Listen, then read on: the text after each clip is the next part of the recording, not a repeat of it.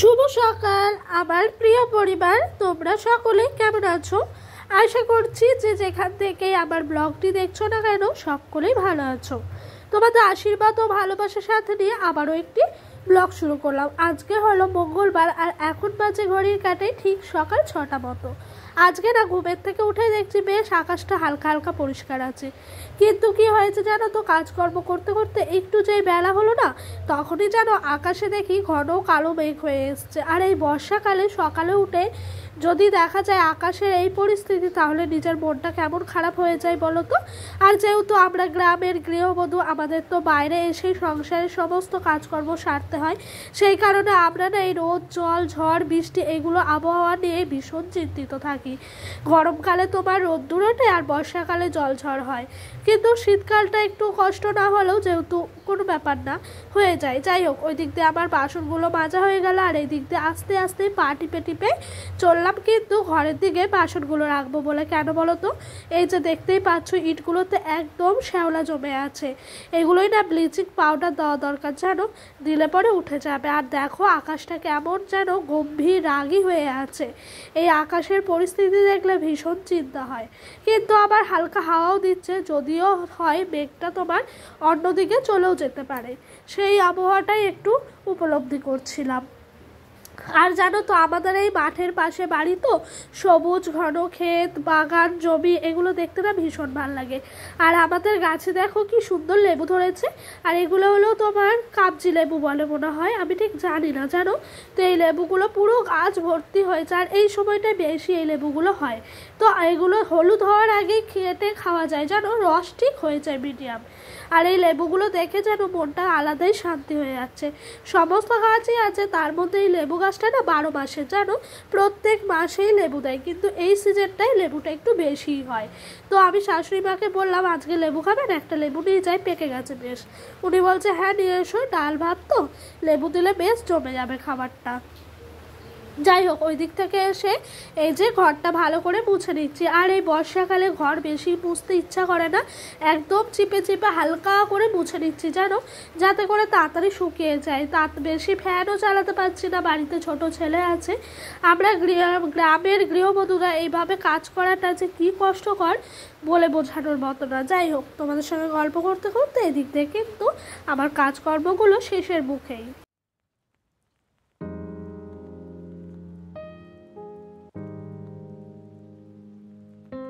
ওই দিককার বাসি কাজকর্ম শেষ করলাম, আর এইদিকে দেখো ডোডোকে নিয়ে খাওয়াতে এসেছি। তো আমাদের বাড়ির পাশেই একটা বিয়ে বাড়ি আছে, সেখানে গান বাজছে, ডোডো মাথা দোলাচ্ছে আর খাচ্ছে, আর হাতে বেলুন্স, ওর তো সবসময় হাতে একটি করে বেলুন্স রাখতেই হয়। তো জানো তো, গানগুলো এত সুন্দর সুন্দর দিচ্ছে, ছোট বড় সবারই যেন মনের মধ্যে গেঁথে যাওয়ার মতো। আমি তো ভীষণ ভালো লাগছে, সবার মানে বয়সের মতো গান দিচ্ছেন।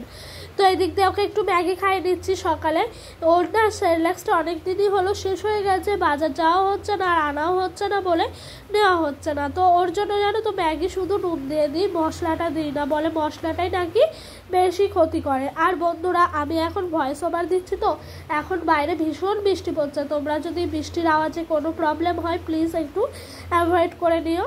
ওকে খাওয়ানো হলো আর বৃষ্টি পড়েছিল এর মধ্যে, জানো, ভীষণ বৃষ্টি হলো ঝমঝমিয়ে। তো এই দিক দিয়ে কলে তো জল আছে, আমি কি করলাম, এক গামলা জল থেকে একটু একটু করে মগে করে জল কেটে নিচ্ছিলাম। কেন বলো তো, বাসি নাইটিগুলো একটু ধোয়া কাচা করবো বলে। আর এই বর্ষাকালে না এই ড্রামের ঢাকনাটার ওপরে এত জল জমে কি বলবো, প্রত্যেক দিন আমি এই ড্রামটা থেকে জল ঝরিয়ে ঝরিয়ে ফেলি আর একটুখানি করে ধুয়ে রাখি।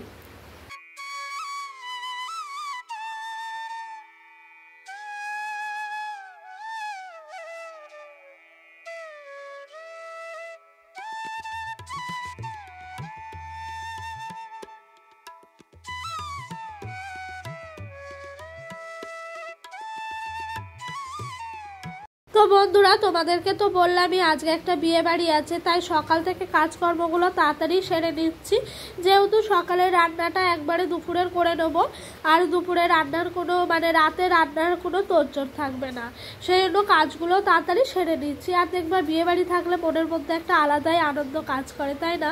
কিন্তু কি বলতো, আমরা গ্রামের গৃহবধূ, আমাদের তো সংসারের সমস্ত কাজকর্ম করতেই হবে। আর আমার বারবার মনে হচ্ছে এই যে বিয়েগুলো হচ্ছে এখন, এগুলো বর্ষা বর্ষাকালে না করে শীতকালে করলে অনেকটাই ভালো হতো। কেন বলো তো, শীতকালে তো এতটা বৃষ্টি হয় না।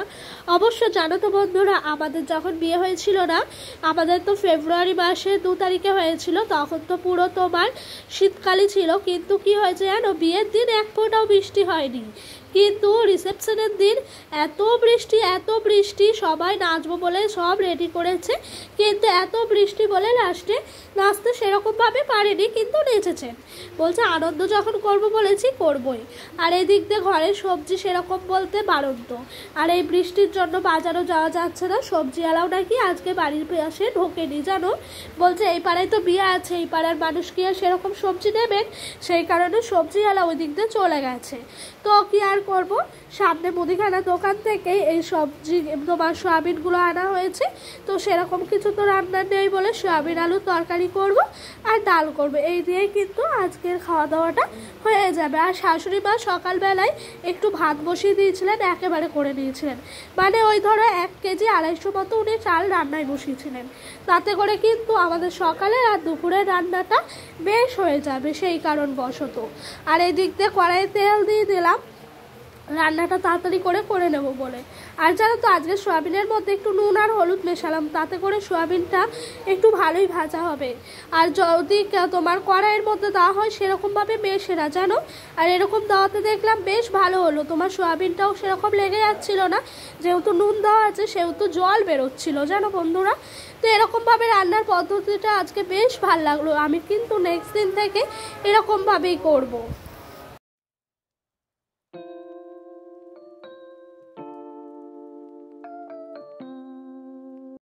আর জানো তো, আমাদের এই ঘরগুলোয় এত বৃষ্টি হচ্ছে, মানে জল পড়ছে, টিন বেয়ে বেয়ে কি বলবো, টালিগুলো সমস্তটা এদিকে ভিজে গেছে। দেখো ওই লাস্টের টালিটা তো পুরো জলে টই টই করছে, কিন্তু গ্যাস ট্যাসও নষ্ট হয়ে যাওয়ার অনেকটাই ভয় আছে। কি করা যাবে তাই না বলো, যেদিন সামর্থ্য হবে সেদিন কিন্তু ঘরগুলো একটু সারানোই হবে। তো বন্ধুরা, তোমাদের সঙ্গে গল্প করতে করতে এই দিক দিয়ে আমার সয়াবিনগুলো ভাজা হয়ে গেল, আর তাড়াতাড়ি করে ভেজেই রান্না করে নিচ্ছি জানো তো, যে তাড়াতাড়ি রান্না হয়ে গেলে বাঁচা যায়, ধোয়া মজা করলেই বাইরের কাজ শেষ করলেই যেন একটা আলাদাই শান্তি লাগে।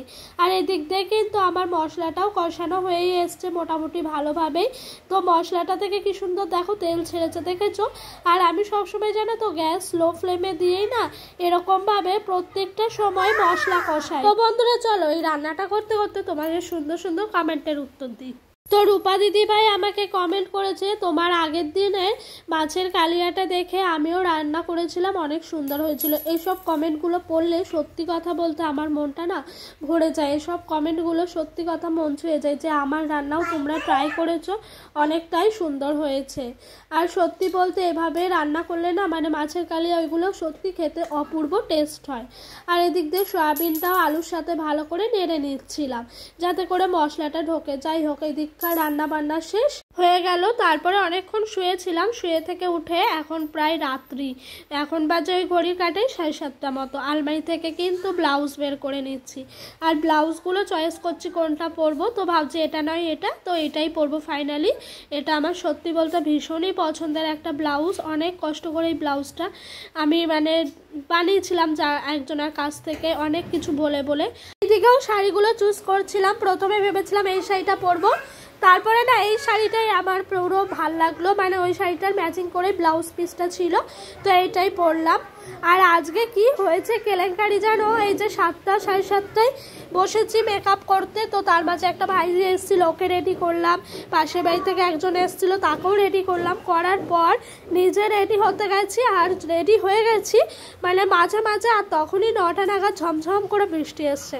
তো আজকের আমার লুকটা তোমাদের কেমন লাগছে অবশ্যই জানিও। অবশ্য আমার না হেয়ার স্টাইলটা ঠিকঠাক হয়নি, মানে পছন্দই হয়নি, উঠে আসছে, মোটামুটি লেগেছে। তো সেই দিনকার হেয়ার স্টাইলটা আমার কাছে অনেকটাই সুন্দর লেগেছে, ওই ধরনেরই করতে গেছিলাম যেন সেরকমভাবে হয়নি।